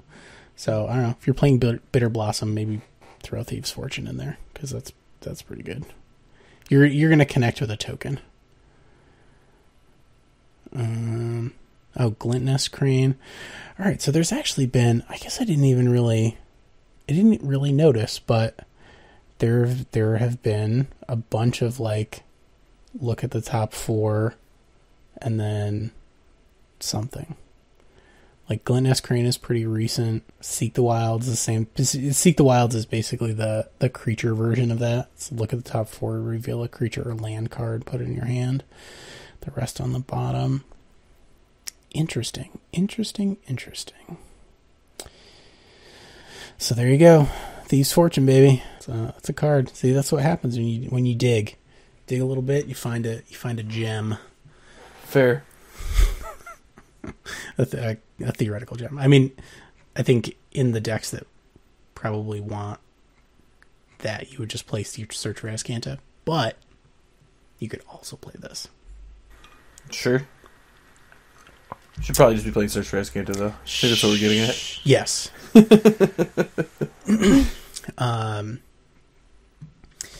So, yes. Speaking of which, man, there's a blue splash 8-rack deck that plays like Jace Vryn's Prodigy and Counter Squall, and I just love it. Dude, I'm telling you, I was testing with the guy playing 8-rack at the RPTQ, and he tested Search for Azcanta in the deck, and it was really good. You should try it. Search for Azcanta is outrageous. The card's just too good. I grab a couple of them, probably 3, right? Like, I don't know. I can't imagine. He played 3. Well, he played. I think 4 is reasonable in that deck because you discard it to Liliana. Oh, that's true. But even more than that, like, it's a Rampant Growth in the deck, which ended up being like almost more relevant than the card draw effect because you could like Rampant Growth into your Smallpox, and then like the land you sack is a lot less painful for you.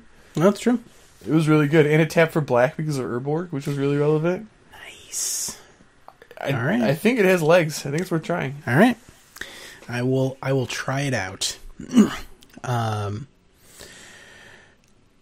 For my like regular competitive deck, I got rolled online by a guy playing Rug Delver, and that was my pre-Gitaxian Probe banning like tournament deck, I guess, where like my tier 1 powerful deck. And Todd Anderson would be proud. And I just like, I put after Probe got banned, I just put it down. I was like, I need some time. I need some time to myself. Like, I need time to mourn Gitaxian Probe because like it was so good in that deck. But I saw... So that person would not share their deck list with me, and they were not playing Hooting Mandrills, which I thought was interesting. So they must have taken out Stubborn Denial, because like the whole point of Hooting Mandrills is like to turn on Stubborn Denial. So not having the Hooting Mandrills makes Stubborn Denial way worse. So I was like, all right, I'm gonna test some other stuff. So I started down the road, as I so often do, and it's pretty stock. Baubles, Delvers, Thought Scour, Vapor Snag. Well, one Vapor Snag, one Tarfire, bunch of bolts, Mana Leak, Remand, Snapcaster Mage. I have a Strategic Planning in there right now that might become a Chart the Course, or some other 2-mana card draw spell. 2 Simic Charms. This card is insanely good. Like, it does all the things. A lot of times you'll just, giant growth something, get them, permanents you control, not creatures you control. Like, if somebody tries to like Ghost Quarter you, you can just be like, boop, Simic Charm. Too bad, so sad. You just strip mine yourself for nothing. Have you ever been Ulamogged? Exile 2 lands? No thank you. Yeah, no thank you. And then also like the return target creature, the Vapor Snag effect on it isn't always useful, but it's not useful. Like, I've used it. You can use it to clear out blockers. You just save a guy from a removal spell. So I originally cut the Hooting Mandrills entirely, and I was just testing like 4, because the deck previously just ran 4 of them. So I cut the Hooting Mandrills, and I had a bunch of stuff that I was going to test in that slot. I was going to test Bedlam Reveler, which I did for a little bit. I was going to test Mana Gorger Hydra, and I probably should have put Cryptic Serpent on that list, but I didn't. And what was the other thing? There was another like big dumb creature that I was going to test. I like Cryptic Serpent. I'm a fan. Enigma Drake? Kiln Fiend? Nah. Oh no, Bedlam Kiln Reveler, Fiend. Mana Gorger Hydra. Kiln Fiend would be great in this deck. Yeah. I don't know. I mean, it's a good card. I don't know. A lot of the spells are like kind of reactive, so it's not. I guess that's fair. You really need proactive spells. So now it does have 4 Disrupting Shoals, which is great. That is fire. And a Logic Knot. The list that I started with was originally running a Deprive and no Logic Knots. I'm like, if you're running Thought Scour, you should definitely be running Logic Knot. Like, that just seems correct to me. And they had no opts, so I put in 2 opts because I was like, that's got to be right.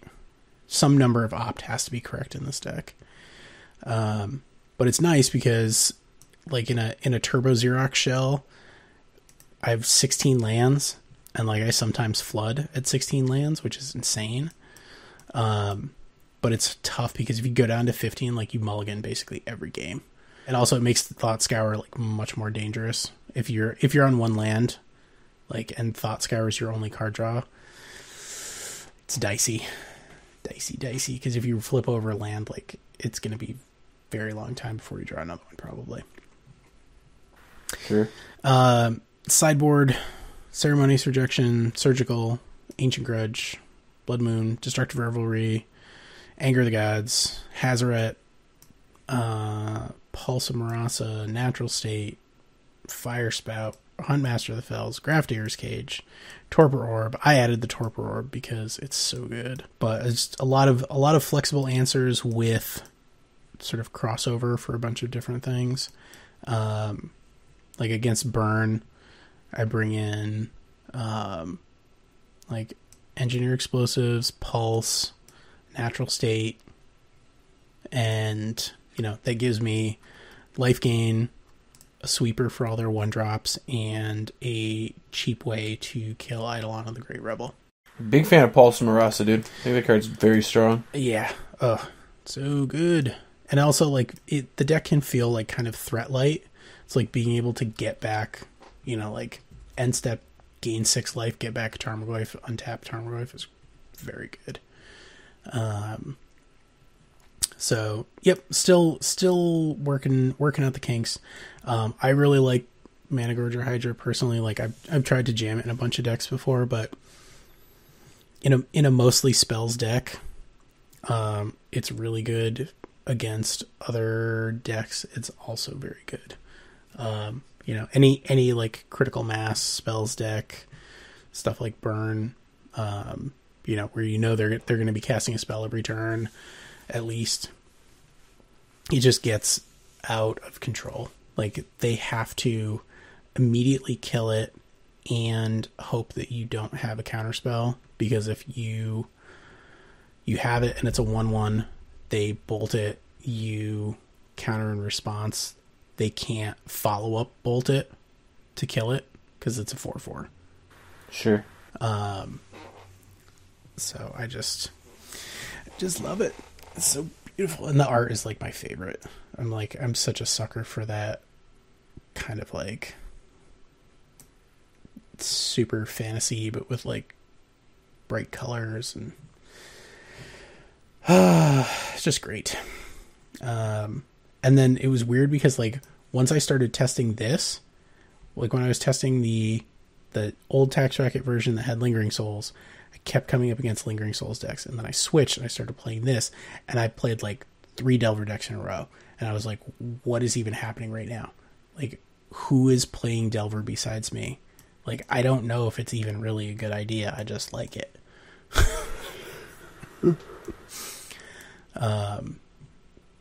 So that's the sort of mainstream stuff that I've been working on. Sure. I always have, stuff in the tank, but is not ready for prime time at all.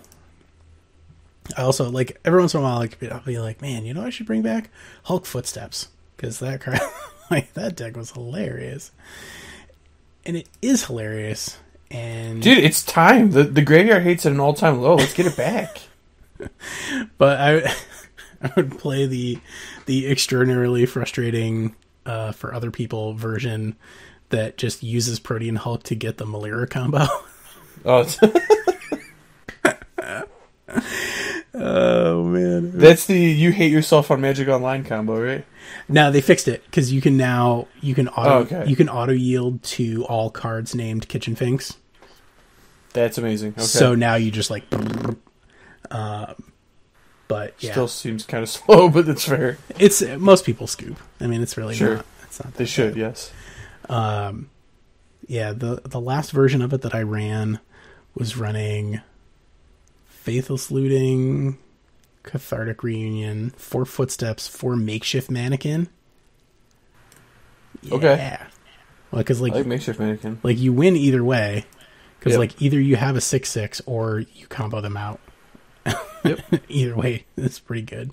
And then just like a bunch of ridiculous targets in the sideboard, like Palaka Worm, Thragtusk, Demon of Dark Schemes, which actually is really good. Okay, I can see that. And because like you can, against a creature deck, you reanimate Demon of Dark Schemes, he enters the battlefield, all other creatures get -2/-2, he wipes their board, you get a bunch of energy. As long as you have at least 4 energy, like as long as 4 creatures die, you can pay 2 black and reanimate something else in your graveyard. Sure. And it's actually I actually like that, yeah. From a graveyard. So this is because originally like you would play like Massacre Worm or something like that. But this is another little wrinkle. Loaming Shaman, bringing another oldie but goodie. Shuffle cards back into your library.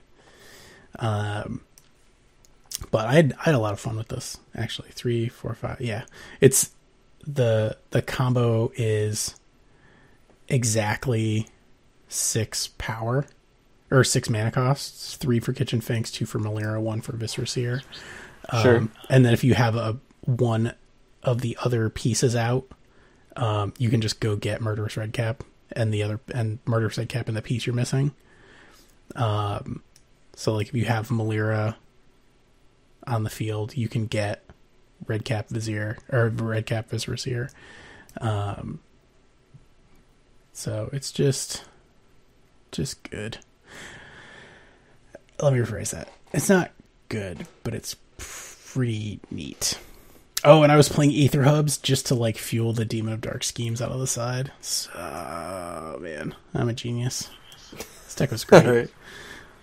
Maybe I will. Sounds sweet. I like the Demon of Dark schemes tech. Yeah, there you go. So that's the rest of it seems kind of janky, but it could be sweet. Well, it's way more consistent because sure. You don't have to get like the other combo. The old Protean Hulk combo is Revelark, Body Double, Mob Fanatic. Yep. That seems terrible. Like, just get... This is a much easier loop to explain to somebody that, like, has never seen it before. Sure. I mean, one actually sees play in Modern, the other one doesn't, right? Correct. I mean, I get some of the core decks have like a 1 of Revelark, but sure. But it's a weird card.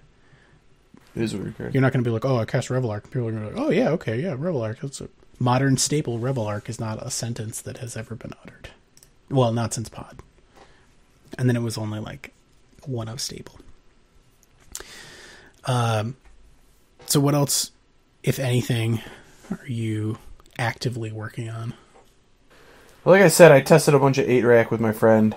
Approved. Not really. I'm not going to play it. I thought the deck was very good, though. I was shocked. I've never been that in on the deck, but I thought it was very good. I don't think it's particularly well positioned right now, but I think the deck is just a very good deck. And as the format gets more combo and big mana-y, the deck becomes better and better. So I love, like anytime there's like a combo deck, at the top, I love it because it just eats combo so hard. Yeah. Well, it's really good against Scapeshift too, but it was like horrible against Tron and Eldrazi Tron, so that's kind of like a trade-off or whatever. But yeah, well, the problem with Scapeshift is like they can top deck a win con and you can't do anything about it unless you're playing like some builds will play like 4 Funeral Charms, so you can use that to control their draw step for a little bit, but it's the same thing, right? Like it's not a Stone Cold Lockout. You just need to maybe buy yourself 1 or 2 turns, because hey, if they're gonna top deck 2 Scapeshifts in a row, then you were gonna lose no matter what. But if you can like Funeral Charm in their draw step, at least you can fade that 1 turn. Sure. That's all you really need sometimes because you have a rack clocking them. Mm-hmm. So yeah, I thought the deck was very good. I tested Hazoret Jund a little bit. Honestly, I thought 8-rack was a little better, and I thought Lantern is a better Jund deck right now, honestly. It's just a better Thoughtseize deck. I also think Shadow was better than it, but I think if you want to play Jund, you should be playing Hazoret. And yes. I think it's respectable to play Jund. I don't think it's like you can never play Jund. Like, I think if you want to play Classic Jund, go for it. Yeah. But I think if you're doing it, you need to play Hazoret, and Hazoret was very good for me, so that part was confirmed. The deck, I don't think the deck itself was particularly great, but yeah, I mean, I think aggro Jund, like if you've already got the pieces for Jund and you're like, everything is terrible because everybody's playing Tron, like aggro Jund is not great, and it's probably arguably not even good, but it's not auto lose, because if you can stick a Rabble Master, like they need to answer that Rabble Master immediately. They're just going to die. And it's also not something that they can just like Karn exile one thing and have it be done. Well, that was what I found was the good parts of the deck, was when you were playing like the good 1s and 2s, just mostly like Thoughtseize into Bob or Tarmogoyf for Grimflayer, into aggressive 3s and 4s. Like they have been playing like Huntmaster and Olivia, and these are all like controlling 4s, Kalidas even. Right. Like controlling slow 4s, and it just wasn't what the deck wanted at all in my testing. the deck was much more excited about aggressive 4s. And I think if you want to go like a control-y 4, you should play Chandra from Kaladesh. Yeah. Torch of Defiance, I think. Yeah. She is grindy, but also an aggressive 4, which I really liked. Mm-hmm. So I thought that card was good. Yeah, I don't know. I like Jund. I wouldn't play it. I've played Jund in the past to pretty decent success. Just don't think now's the time. I think it is waiting for a good card. Honestly, it feels like it needs Bloodbraid Elf before it's going to be good again. But here's hoping. That's a different story. Yes, indeed, a very different story. And the other deck I played was Bant Company. I had a number of friends do very well with Devoted Druid, Vizier of Remedies combo Company. And it was like a use Spell Queller as like a Coco Tart like hit that also protects your combo and disrupts unfair decks deck. And it was very good. I've been very impressed with it. I know a number of people touting the deck, and I think it's just a very good deck. I think it's very underrepresented in the metagame right now, and it deserves to see more play. I didn't like the deck personally. Not your style. In the 2 leagues I played, I have played Abzan Company in the past, and I really liked Abzan Company, like the Malira, Kitchen Finks, Viserys combo. And this was very similar and felt good, but for whatever reason, I just like Jeskai more. So I think I'm still going to play Jeskai, although I think if you're choosing between Abzan and Bant, you should be playing Bant right now. And I think Bant is very strong, and I also think this is better than Bant Nightfall. Okay. I think if you want to play a Temple Garden deck, you should play this Bant deck. Devoted Druid, Vizier of Remedies is just the most powerful thing going on in Collected Company shells right now. It's just outrageous how hard it is to beat those 2 cards when they're on the field at the same time. So yeah, infinite mana turns out is pretty good. Yeah, it's kind of in green is not lacking ways to spend infinite mana. Yes, they can figure that out pretty easily. So yep, both of them. Deck's good. Cord for Craterhoof. Swing for the win. Well, you get Cord for they're playing Ronus now. Just Cord for Ronus. You got infinite mana. Oh, it's so just good. Give your Devoted. And if your Devoted Druid could tap, it means it doesn't have. Yep. It's not summoning 6, so it can attack for infinity. I'm not super convinced that that's better than just like going to get Cool Spike, but well, yeah, I don't know. It's like may not be. It does I the don't same know. thing. Well, it doesn't. No, that's not true. It does it, but only for the Cool Spike. Well, regardless, I think the deck's very well positioned. If I had more time to test it, I would, but the Invitational is currently 3 days from now, and I like my Jeskai deck, so I'm going to play that. We debated whether or not we were going to touch on the current MTG Twitterverse and sort of MTG community firestorm that is happening right now. I don't think that we have anything to add to specifics.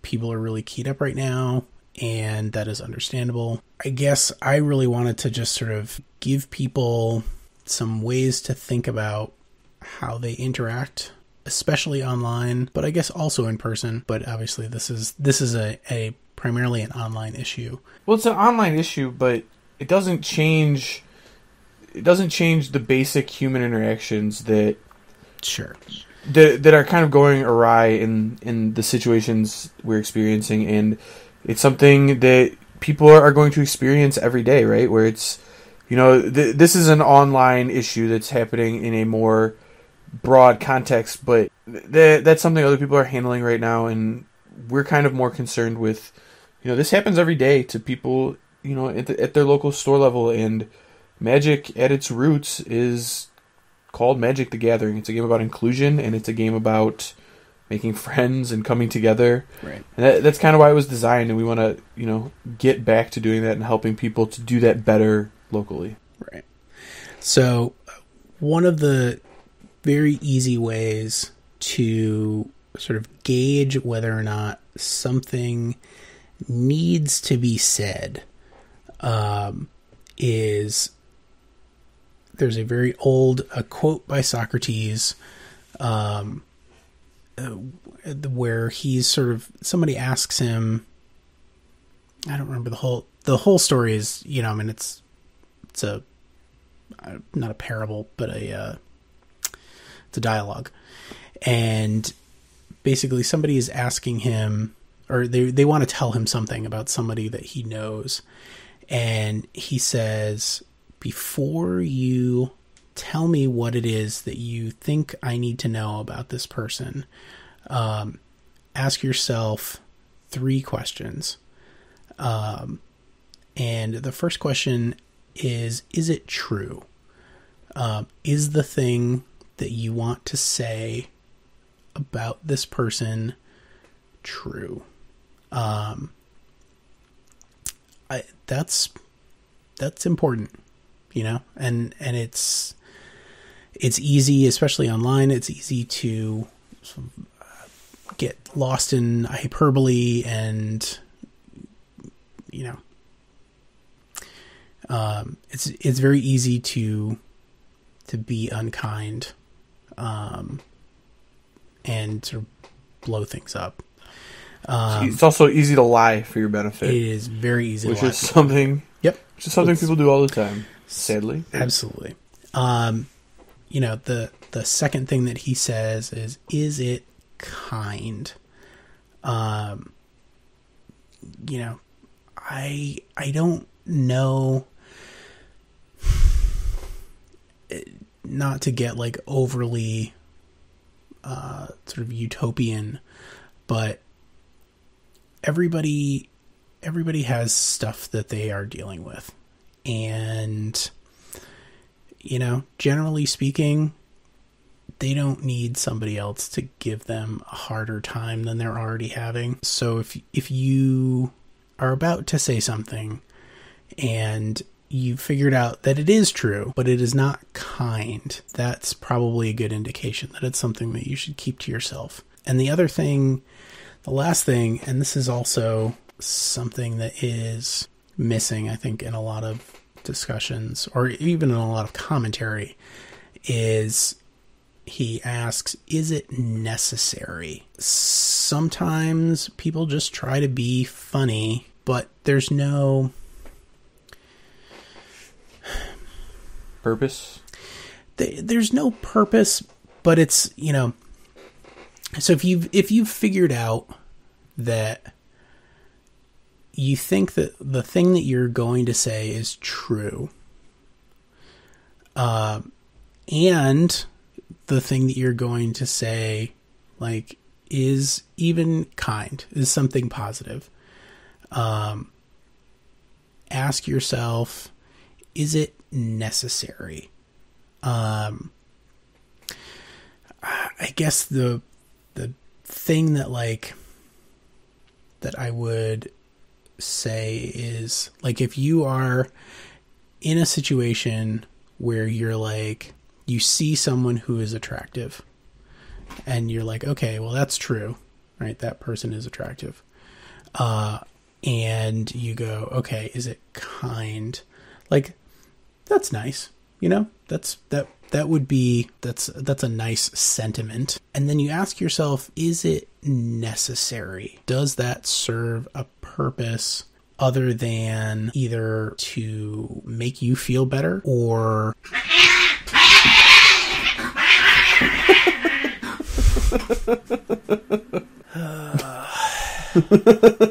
anyways.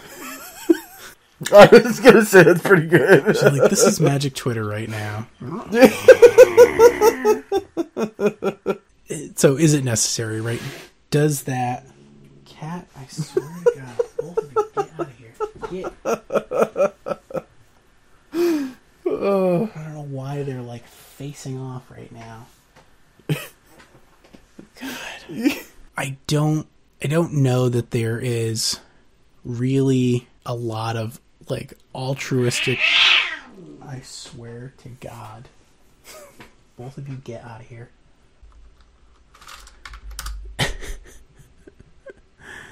It's okay. I want to find the whole story. All right, it doesn't matter.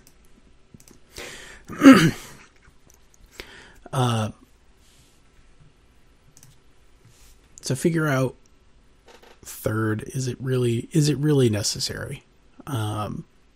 Is the reason that you are saying or doing this thing altruism? Is it self-aggrandizement? Is it to make someone else feel bad? These are not really good reasons to say something. So even if something is true, even if something is kind, and I think this is something that like trips people up sometimes, because they're like, oh, well, I'm just trying to like say something nice, or, you know, alternatively, they're trying to say something horrible. You know, it really needs to kind of hit at least two of these, I would say, before you go, yep, I should definitely post this. Aaron, I think the way you've laid it out is very true for like managing your own statements and being able to, you know, decide if what you're saying should be said and if it needs to be said. And I agree with you on all of those. I think it's a time-honored story and way to judge what you're saying. But part of the issue here is, bullying and, dealing with harassment, I guess. And honestly, it's a tough situation. I think a lot of our listeners are going to be in a spot where, you either are the harasser, and in that case, I hope you take some time to think about it and stop and, kind of ponder what you just gave us there. But you could also be the one being harassed. And in those situations, it's tough, it's hard to deal with that. And I think the natural human reaction generally is, defense, to kind of strike back. And, I just want to throw it out there that I don't always think that that's the right way to go about it.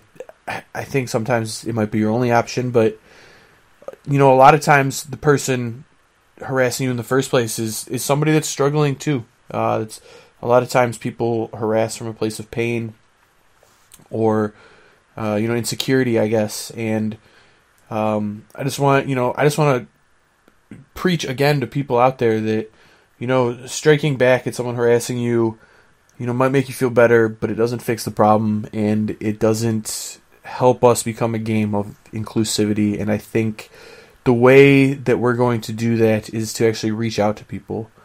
And I'm not saying it's easy, and I know it's not easy from experience. It's hard, but taking that step is a big deal. And if you can do it with one person ever, then it's better than none, and it's a good step in the right direction. So yeah, I mean, I also, it's the flip side of that is it's not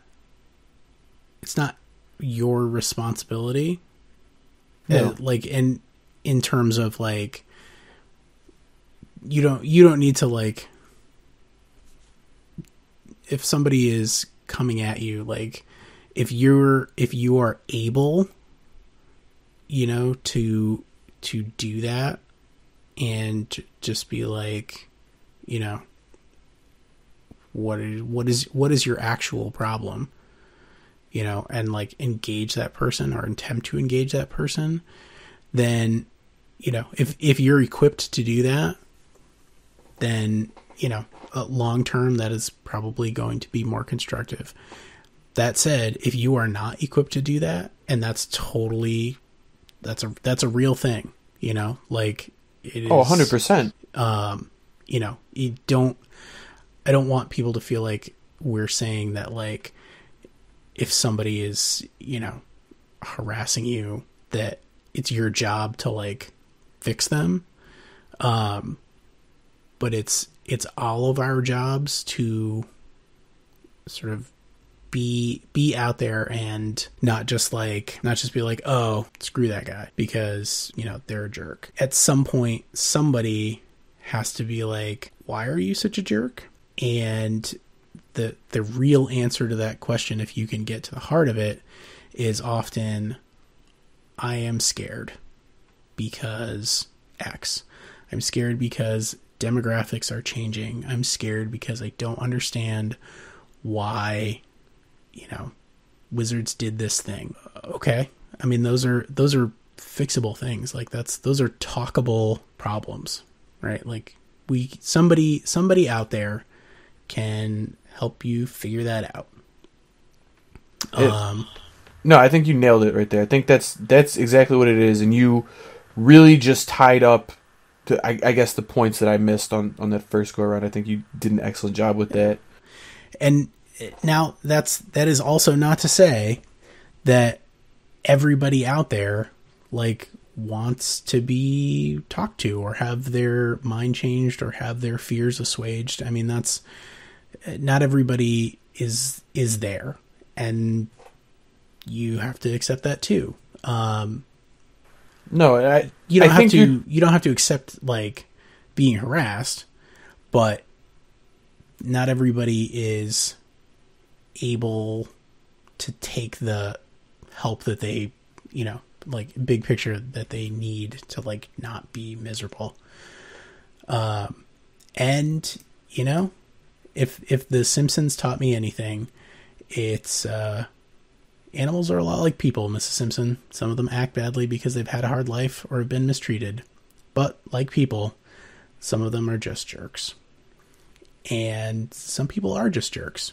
And they choose to be the way that they are, and they choose not to change. And that is a reality. So hopefully something in that sort of segment gave you some food for thought. But I mean, really, really, don't be a jerk. I mean, it's almost as easy as that. There's a little bit of nuance to it, but really not that much. No, I mean, you nailed it. That's what it comes down to, is just, try to be nice to people, honestly. That's what it is.